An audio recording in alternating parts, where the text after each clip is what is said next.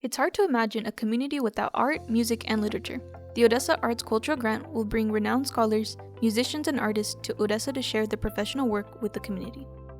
Spanish scholar Julieta Garcia Gonzalez and Jan Edvin Christian Gustafsson will visit Odessa to present their books and read chapters from them to the Odessa community. They will introduce Latin American literature that will include the Spanish bolero that is like the African and European music in the Americas, and how some authors have mastered strategies of not talking about the body in literature, while others have made it their core part of their narrative. Rafael Antonio's initial studies and background as a jazz pianist brings a unique and intimate perspective to his musical interpretations. He collaborates with musicians with a clear sense of purpose and intention, yet is profoundly respectful of the dignity and humanity that each musician represents within the orchestra.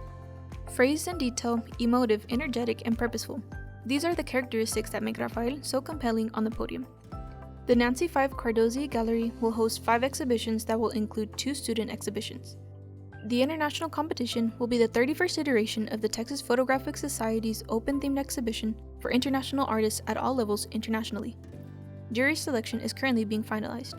The exhibition will include 50 images from 40 to 50 artists. Beckwith Thompson is a fine artist mainly using photographic portraiture as her way of expressing the delicacy of relationships. In addition to sharing the beauty of the world around her and teaching others to see light, she has led an interesting life for a girl from West Texas.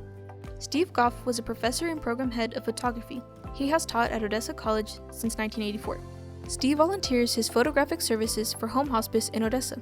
He and his students volunteer photographic documentation for Keep Odessa Beautiful and Odessa Arts.